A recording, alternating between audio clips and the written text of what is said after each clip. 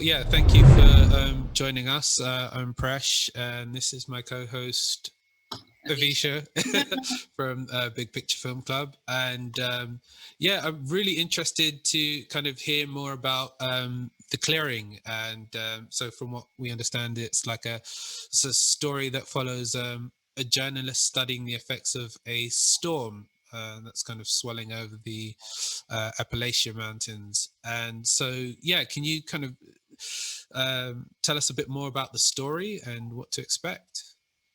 Yeah, so it's we were just talking the other day about what kind of genre this would fall into. It's a bit of a slow burn science fiction mystery film that takes elements from real life, from the Tunguska event that happened in Russia.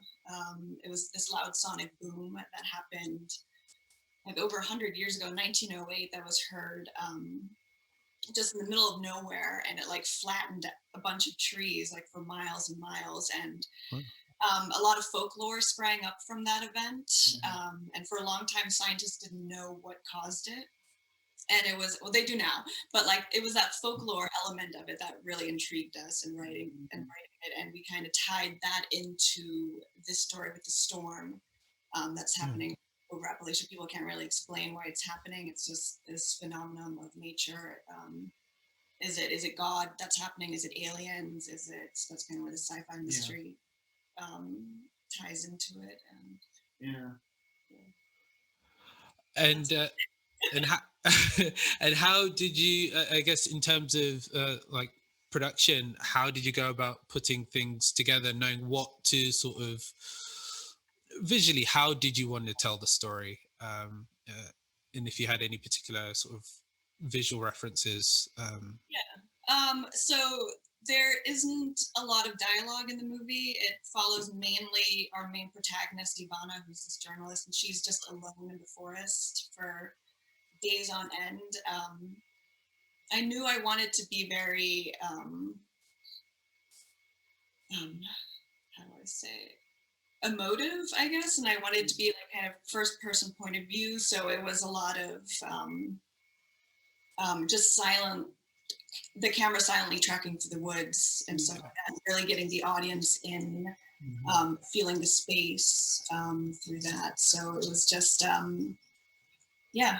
If that makes any sense. No, I think so. Yeah, I think that was one of the other big visual style references that I remember just going over with you early on was some of these peppered throughout the movie are these interviews that are referenced back to and kind of read and or recollected, and just sort of these kind of tight shots on these people, and this it kind of really just allowing their faces, even though they're talking and they're telling this story in their own particular perspective on it, just kind of like living with them in their space, kind of feeling that kind of become its own little reality almost, if that makes sense. With the dialogue being quite limited, how important was the music and the sound to the film? Yeah, that it was extremely important. I remember already having discussions before we started filming with my sound designer and my composer about what kind of sound we would have, because we would like the forest is its own little weird zone where you don't really hear any animals. There's no traces of people or anything like that. So we would shoot in the forest and we'd have on-set audio, but then we would kind of, when we came back to the studio, we'd build everything from scratch. And I gave my sound designer just like these libraries from NASA. They have all these like space sounds and stuff like that in their archive, and I gave her that as a reference and said, just play around with these and kind of build the world from scratch using just these different sonic textures. That's pretty cool. And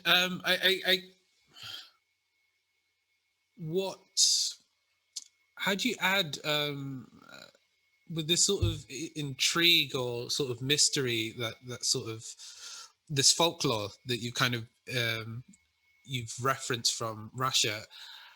How do you incorporate this sort of sense of backstory to this film, The Clearing, and how do you create the backstory, or what sort of, how did you develop this sort of background that, all right, there's something has happened and this investigation into why this happens, it's taking place, but kind of really filling out that backstory that perhaps isn't there on screen, but you yourselves know as a reference point?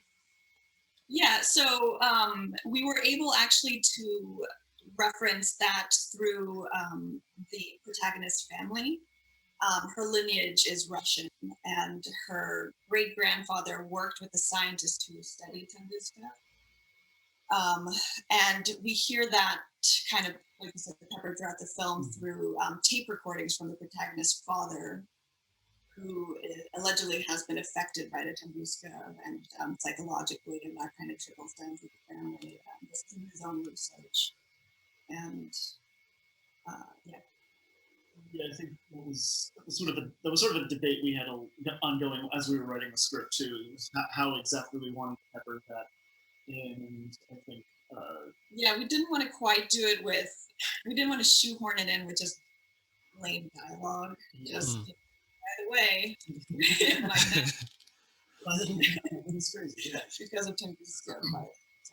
Oh no, absolutely. I think that was kind of what really, I think, jumped out at us as we started doing this tape recorder thing, is that we're hearing these different perspectives of all these people on what their feelings on the storm are, and we never get a direct point of reference for these tape recorder moments. So at a certain point, I mean, it doesn't directly necessarily call into question, but we can sort of have a little opening, I suppose, to wonder, how much of this lore is a perceived thing, how much of this is directly something that she still has access to, and that was always the fun part. Yeah. I think for me, just hearing the dad tell these sort of accounts on this tape recorder and what interpreting it, I guess.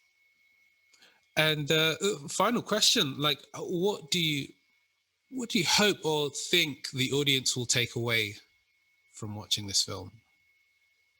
Oh, that's a good question. How about you?